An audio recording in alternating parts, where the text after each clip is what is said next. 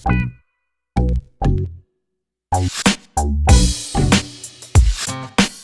suis Sonia Gérard, j'ai 48 ans, je suis superviseur RH depuis 5 ans au sein de la société Enfastar et référente Covid-19. Émilie Orgue-Debat. Donc je suis responsable ressources humaines du groupe PHR. J'ai un bac plus 5, c'est un master RH. J'ai 31 ans, je suis actuellement chef d'un bureau au sein des services ressources humaines du secrétariat général commun départemental de la Seine-Maritime. C'est une structure qui gère les fonctions support du ministère de l'Intérieur et d'autres ministères au sein du département. Et donc je suis mon corps d'attache administratif, c'est attaché d'administration. Je suis donc Clotilde Richard, je suis la responsable emploi carrière de la Caisse d'épargne Normandie. J'ai 38 ans, j'ai été diplômée de Sciences Po et d'un master en RH, en double diplôme, et j'ai rejoint la Caisse d'épargne Normandie il y a bientôt 2 ans de cela. Donc Justine Carnet, je suis chargée de recrutement et gestion de carrière donc à la Caisse d'épargne Normandie depuis 1 an et demi maintenant. Donc j'ai 32 ans. Je suis titulaire d'une licence économie et RH avec un master spécialisé dans le recrutement et la gestion de carrière. Moi c'est Jérémy Bouleux, donc je travaille au sein de l'équipe de Clotilde et j'ai le même poste que Justine, je suis chargée de recrutement et gestion de carrière. Pour ma part, j'ai 35 ans, j'ai une formation de psy à la base. Dans la société Enfastar et l'ancienne société Biosimple qui fabrique le principe actif de l'insuline. Donc on a 2 types d'insuline. L'insuline porcine qui est faite à base de pancréator qu'on reçoit congelé et qui est destinée au marché vétérinaire. Et l'insuline humaine qui est faite par un process de fermentation qui est destiné au marché humain. On fait de la prestation de services pour les pharmacies. Donc la préfecture, elle représente l'administration territoriale de l'État du ministère de l'Intérieur. Donc on est chargé notamment de l'accueil du public étranger, du contrôle de l'égalité. La Caisse d'épargne Normandie, c'est une banque coopérative régionale.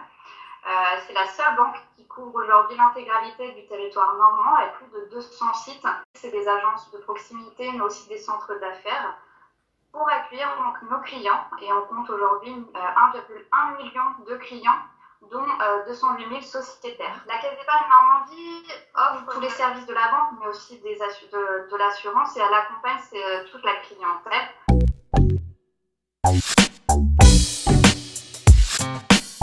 L'effectif actuel est de 130 personnes. 90 collaborateurs. Nous sommes environ 450 fonctionnaires en comprenant les 2 sous-préfectures de Dieppe et du Havre. Alors aujourd'hui, la Caisse d'épargne Normandie compte 1750 collaborateurs, dont 34 alternants écoles.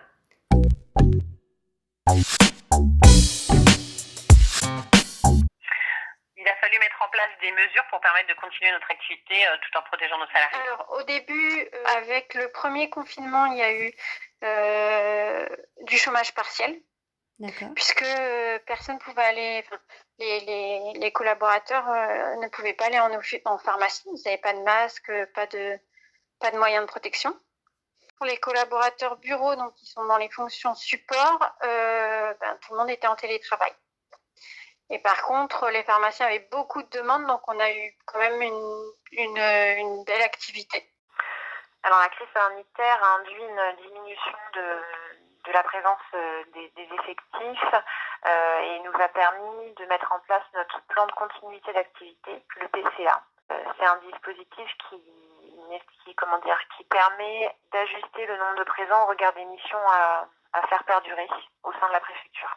On a adapté notre organisation, donc on a déployé du télétravail, on a mis en place des mesures sanitaires, aménagé les horaires de nos agences, on a renforcé et accéléré les services à distance grâce au digital vis-à-vis de nos clients, donc par exemple la signature électronique à distance, des rendez-vous clientèle à distance.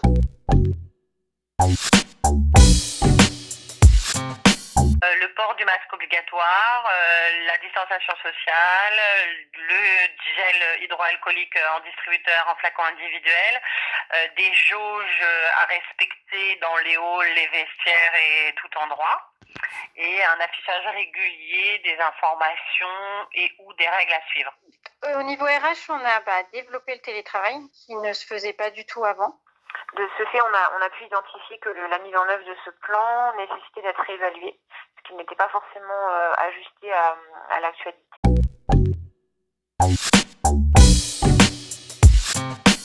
Tout à fait, donc ça a été modifié à la reprise en fait sur place, donc à la fin du premier confinement, lorsque les agents sont revenus travailler pour partie en présentiel. Il y a eu des temps partagés de travail, donc avec des calendriers de télétravail pour que les agents ne se croisent pas forcément. On a mis en place des sens de circulation, installé du matériel spécifique, par exemple du plexiglas entre les bureaux, au niveau des guichets du public, etc. En effet, on a notamment les espaces de convivialité et les restaurants d'entreprise qui ont été fermés. On a aussi limité le nombre de personnes présentes dans les mêmes espaces, les open space par exemple, ou les salles de réunion, avec un marquage pour séparer les personnes et le respect des gestes barrières. Ensuite, l'entreprise a investi massivement dans des équipements de protection à la fois pour les collaborateurs et pour les clients. On a acheté des masques, comme la plupart des entreprises. Des plexiglas ont été disposés à l'accueil ou quand on est face à face dans le même bureau. Et puis des signalétiques et des marquages au sol pour respecter les distances et les gestes barrières. Et évidemment du gel hydroalcoolique qui ont été éparpillés dans tous les locaux pour pouvoir se désinfecter le plus possible les mains.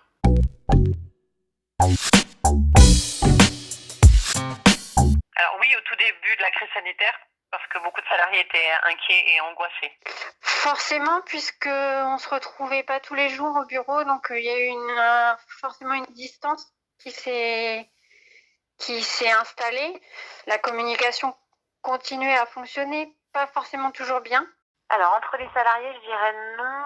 À titre peut-être personnel, chacun a vécu la crise de façon individuelle. Ce qui a eu comme effet, la crise a eu comme effet, d'induire un dialogue social régulier. Le corps préfectoral, les services des ressources humaines et les organisations syndicales se réunissaient régulièrement, justement pour permettre à ce qu'il y ait une bonne ambiance de travail et de reprise de poste suite au premier confinement. La Covid, généralement, chez les Français, elle a généré un sentiment d'inquiétude. Et donc, comme tout sentiment d'inquiétude, il a eu lieu aussi dans notre entreprise. Tous les managers, par contre, ont été formés sur un module de formation spécifique qui s'intitulait Manager dans l'incertitude, afin d'accompagner au mieux les collaborateurs. Donc il y a eu une communication régulière, des mails qui étaient envoyés régulièrement de la part de l'entreprise. Il y a eu un site dédié qui a été créé, une newsletter qui vient régulièrement et même après les périodes de confinement, cette newsletter a continué à courir. Une boîte mail dédiée avec un référent Covid qui a été recruté. Des rythmes managériaux pour maintenir le lien avec les télétravailleurs, puisque ceux qui étaient en télétravail ont dû avoir des nouvelles modalités de communication avec leur hiérarchie. Et puis un numéro vert avec un soutien psychologique qui a été proposé à ceux qui le souhaitaient.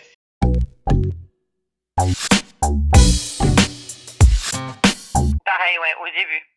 Seulement au début. Une fois qu'ils ont vu que tous les gestes barrières avaient été mis en place, ils ont compris qu'ils venaient travailler dans un environnement sain et sécurisé surtout. Non, pas trop. Parce que les managers ont bien été impliqués, on fait des réunions régulières avec leurs équipes pour maintenir le lien. Alors, je pense pas. Dans tous les cas, c'est pas dans le ressenti des managers, même si les managers ont peut-être senti une forte attente d'accompagnement, notamment pour les salariés qui étaient les fonctionnaires qui étaient en télétravail. Nous, on constate que la motivation de nos collaborateurs n'a pas été impactée et bien au contraire. On a constaté une volonté commune de faire face à cette crise sanitaire et économique qui a généré aussi une agilité nouvelle et une grande solidarité pendant cette année très particulière de 2020. Et d'ailleurs, ça a été corroboré par notre enquête QVT, qualité de vie au travail, qui est administrée 2 fois par an et dont les résultats affichent une stabilité sur l'item de la motivation des salariés pendant cette période.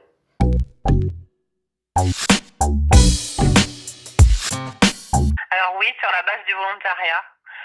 Alors à la première vague, il y avait 3 départements concernés pour une dizaine de personnes. Et là, aujourd'hui, on n'a que 2 personnes qui sont moitié télétravail, moitié sur site. Alors, le télétravail s'organise via le suivi d'une procédure assez claire et définie, une procédure interne qui vise en fait à demander à sa hiérarchie de pouvoir être en télétravail. Le collaborateur, du coup, est reçu par sa hiérarchie afin d'évaluer si les missions qu'il occupe entrent dans les missions télétravaillables, puisque nous, on a des missions au sein du ministère intérieur qui ne peuvent pas être télétravaillables. Par exemple, quand on accueille du public étranger, on peut le faire en préfecture ou alors on le fait change. Il y a également un rendez-vous et un avis qui est donné par la référente télétravail de la préfecture. Alors oui, il y a eu du télétravail au sein de la Caisse d'épargne Normandie pour nos sites administratifs, puisque nos collaborateurs en agence maintenaient l'ouverture même à distance pour nos clients. Et donc, s'agissant du télétravail sur les fonctions dites support, très rapidement, il y a eu une accélération du déploiement des outils de PC portables, développer les nouveaux moyens de communication à distance. On parle de Skype qui existait déjà mais qui ont été renforcés, de la mise en place de Teams sur lequel on enregistre aujourd'hui. Et ainsi, le télétravail a été largement déployé donc, pour les fonctions en support du réseau commercial.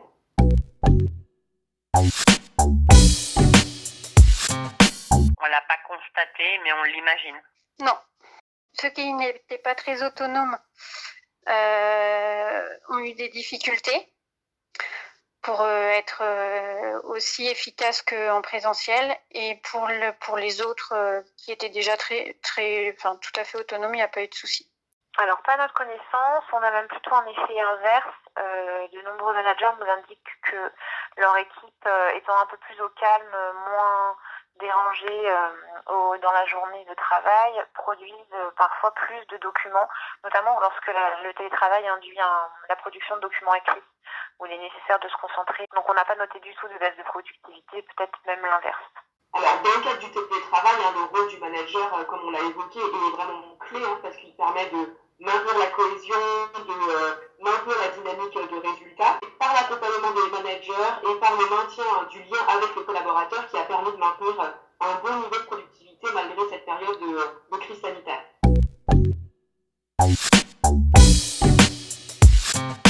Avec des contacts réguliers par téléphone et ou par mail.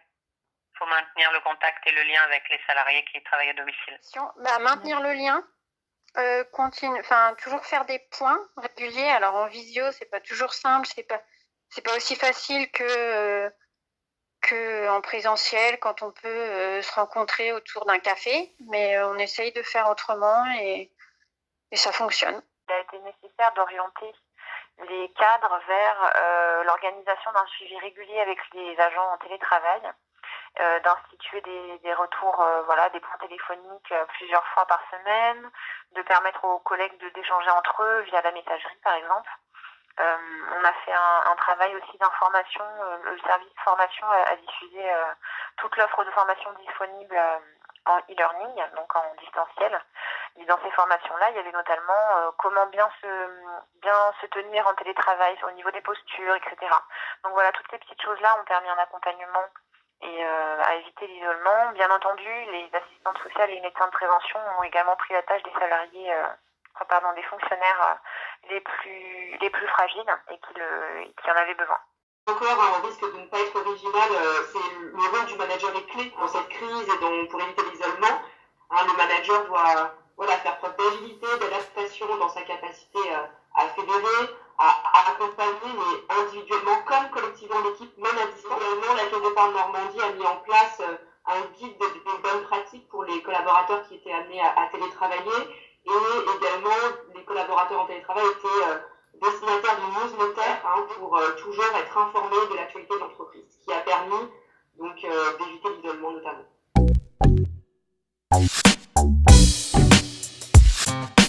Oui, mais ça reste difficile. Oui, forcément, on peut forcément savoir s'ils travaillent ou pas. Après, c'est pas le même contrôle. Quand ils sont en présentiel, forcément, on sait s'ils sont là ou ils sont pas là. Quand ils sont en télétravail, d'autant plus pendant le premier confinement où certains devaient et télétravailler et s'occuper des enfants, en fait, le contrôle est différent. On s'attend à ce qu'ils fassent telle ou telle mission avant une certaine date, peu importe les horaires auxquels ils travaillent. Je pense que oui, dans la mesure où les missions sont télétravaillables et que l'activité du coup est mesurable. lorsqu'elle est mesurable au travail, elle est également mesurable en télétravail, à mon sens. Donc ça passe par des échanges de mails, de la production de courrier, d'avancement, la faculté d'avancer sur un dossier, etc. Donc à mon sens, c'est facile de contrôler l'activité de ses collaborateurs à distance. Le télétravail en tant que tel ne change pas un principe qui est fondamental, c'est le principe de la confiance et de la responsabilité, mais qui soutient toute relation de travail.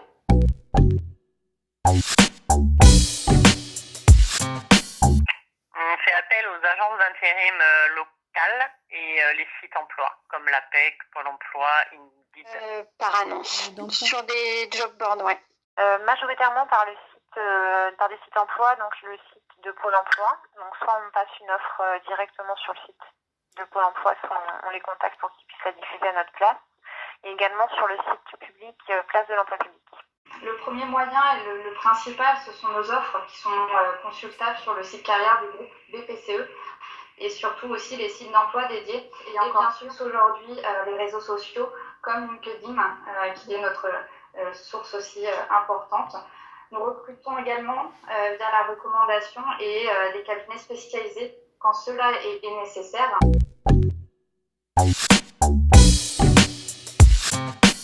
En général, c'est l'entretien face à face. Alors, on poste les annonces et après, on fait des entretiens. Alors, le tri des CV, une préqualification téléphonique et 2 entretiens. Alors, on réalise le plus souvent des entretiens en face à face. On utilise une grille d'évaluation en fait qu'on pré-remplit au niveau des critères de sélection avec le responsable de service qui recrute avec le service RH. Et donc l'objectif, c'est de poser les mêmes questions à tous les candidats, notamment avec des petites mises en situation, mais des mises en situation classiques de travail en fait que la personne sous contrat pourrait après avoir dans sa vie administrative. Et l'objectif, c'est justement d'objectiver le recrutement. De manière générale, donc on va utiliser la préqualification par téléphone des candidatures et proposer aux candidats la réalisation de tests psychotechniques sur Internet et un inventaire de personnalité aussi. Après cette analyse de ces résultats, donc le ou la responsable de recrutement en charge s'entretient donc avec chaque candidat. Et une fois que cette étape est validée, donc il y a un ou plusieurs entretiens avec des opérationnels en fonction de besoins et de l'expertise demandée surtout. Et donc c'est pour ça que lors des entretiens, on peut faire des mises en situation aussi. Pour les emplois pour lesquels nos besoins sont importants, nous organisons aussi des sessions d'entretien collectif sur notre territoire toujours. Et ponctuellement, ces types d'entretiens peuvent être réalisés dans un environnement atypique. Et là, aujourd'hui, on teste les scale games. Donc une réinvention RH aujourd'hui.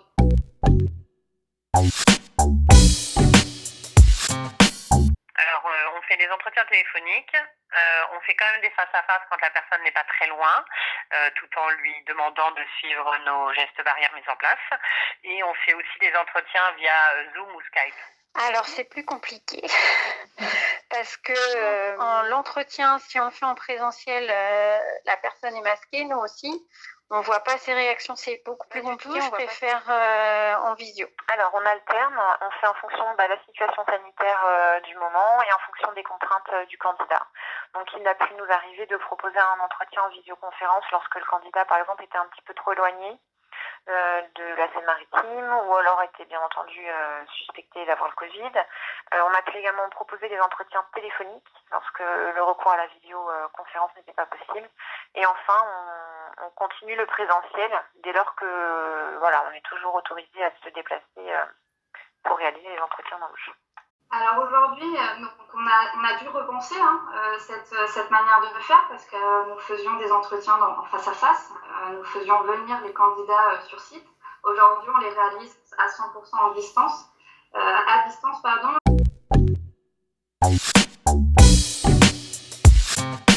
J'ai pas trouvé de difficulté particulière.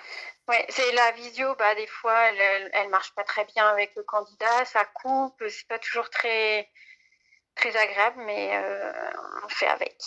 Plus difficile d'identifier les réactions peut-être des candidats, de noter les postures, elles sont moins perceptibles parfois.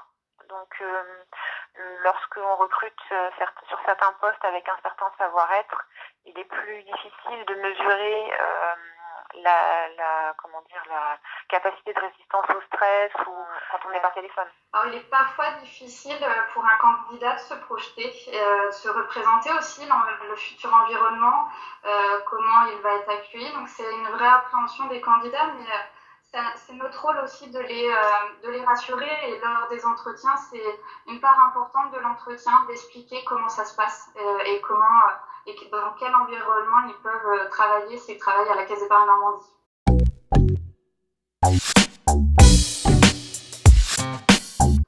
Alors, ils ont d'abord un accueil RH où je leur remets un certain nombre de documents et je leur réexplique les différentes modalités.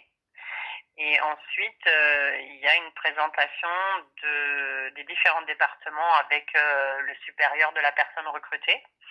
Et puis, une formation sécurité très rapidement après son arrivée. Alors, habituellement, ils ont une semaine de formation au siège. Et pour les personnes qui travaillent en pharmacie, après, ils ont 2 semaines également en pharmacie. Sur la Seine-Maritime, dès lors qu'un nouveau fonctionnaire est affecté à Rouen, il est accueilli par le Bureau des ressources humaines dans les services qui représentent la gestion de son statut, la gestion de ses congés, la gestion de sa formation, etc. sont présents pour pouvoir vraiment physiquement se présenter et qu'ils puissent mettre un visage sur un nom. On associe également les représentants du personnel, les assistantes sociales et les associations du personnel au titre des loisirs. On présente lors de cet accueil le guide qu'on a réalisé. On leur propose également un accueil physique dans les locaux, c'est-à-dire qu'on leur propose la visite des locaux parce que la préfecture est assez grande et il n'est parfois pas évident de se repérer. Et par la suite, on leur propose, alors quand il n'y a pas de confinement, un séminaire d'accueil des nouveaux arrivants qui est régionalisé et donc ça leur permet de rencontrer tous les collègues qui sont arrivés pendant la même année qu'eux et au cours de ce séminaire ils se voient présenter toutes les administrations de l'État présentes sur le territoire et puis de réfléchir à plusieurs sujets d'actualité. Alors, c'est assez anecdotique, mais en 2020, en fait, en début d'année 2020, avant la crise du Covid-19, on avait lancé un nouveau processus d'intégration qu'on a continué du coup à déployer au courant de l'année, malgré le contexte sanitaire actuel. En fait, avant que le collaborateur arrive au sein de l'entreprise et soit intégré dans le cadre de son contrat de travail, en fait, on a mis en place une plateforme qui s'appelle Onboarding, où en fait, il va pouvoir retrouver un certain nombre d'informations utiles à son quotidien et à son intégration. Donc, il va avoir une présentation de l'entreprise, il a aussi des vidéos de présentation un petit peu, notamment de notre mandataire ressources, les présentations des valeurs de l'entreprise, ses ambitions, les résultats. Un certain nombre d'informations aussi sur la réglementation, l'éthique, la déontologie, qui sont importantes et fondamentales dans notre pratique quotidienne, les avantages sociaux, et puis également qui sera son interlocuteur RH au quotidien, notamment pour sa période d'essai.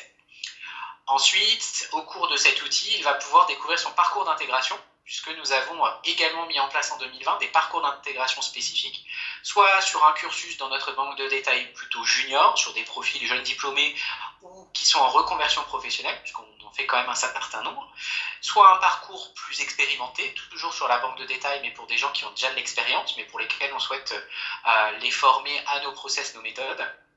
Et enfin, un parcours plus spécifique, soit sur des fonctions support, soit sur des filières spécialistes, comme au sein de notre banque de développement régional. Après, il y a un parcours qui dure donc du coup plusieurs semaines, avec des formations en présentiel, à distance, mais aussi des immersions agences. Donc en fait, ils vont travailler dans d'autres agences que leur agence sur lesquelles ils sont salariés pour découvrir d'autres façons de travailler. Et puis on a ce qu'on appelle des moniteurs, des experts qui viennent les former directement en agence également. Il y a enfin une demi-journée d'échange qui est mise en place avec l'ensemble des personnes qui dirigent l'entreprise, ce qu'on appelle le directoire en Caisse d'épargne Normandie, ce qui leur permet en tout cas d'avoir des échanges sans filtre avec eux.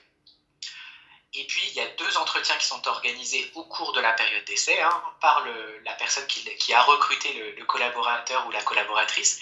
Un premier entretien dans le courant du premier mois pour savoir si tout se passe bien, si la personne est bien à l'arrivée, qu'elle a bien tous ses documents en sa possession. Et puis, un entretien en fin de cursus d'intégration pour s'assurer que la formation a répondu à ses attentes et aux besoins de l'entreprise.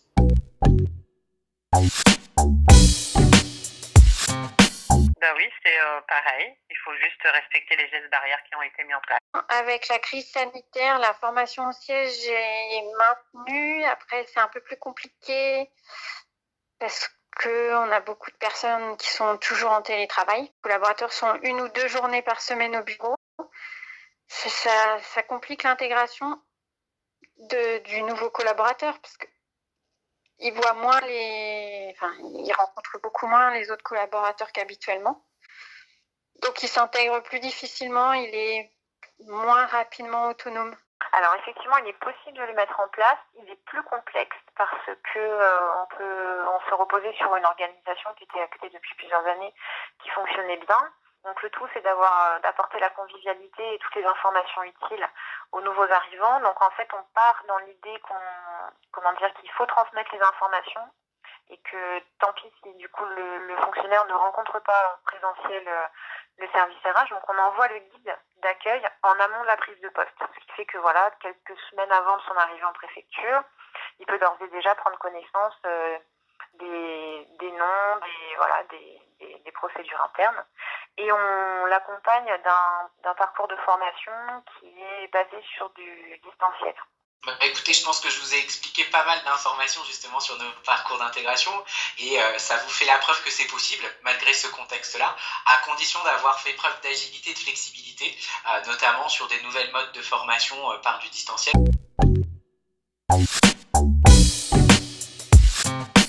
J'aurais choisi le mot respect. Parce que en respectant les gestes barrières, respect du port du masque, respect de distanciation sociale, respect de la jauge, on a pu maintenir totalement notre activité 7 jours sur 7 et 24 heures sur 24. Digital, parce que quelque part c'est un mal pour un bien, ça pousse l'entreprise à développer toute la partie entre guillemets nouvelles technologies, télétravail et je pense qu'au final les salariés vont y gagner en équilibre vie privée, vie professionnelle. Et l'entreprise aussi. Opportunité parce que ça nous a permis de revoir certaines pratiques, de repenser certaines procédures et d'améliorer la polyvalence. Et c'est le mot accélération. De la digitalisation déjà, de la relation client interne et externe, et aussi nos processus. On a accéléré justement. Agiliser dans nos manières de procéder, sur les allers-retours dans un contexte incertain et qui nous a conduit à repenser nos modes de relation, nos modes de travail et finalement qui s'est soldé par quelque chose de très positif. C'est cette solidarité, cette nouvelle forme de relation, même en télétravail, qui s'est maintenue avec nos managers. Le mot résilience, puisque on a pu constater au sein de l'entreprise une forte capacité à s'adapter à la situation. Et comme le disait Clotilde, c'est vrai qu'on a un engagement des collaborateurs qui a été vraiment certain cette année 2020.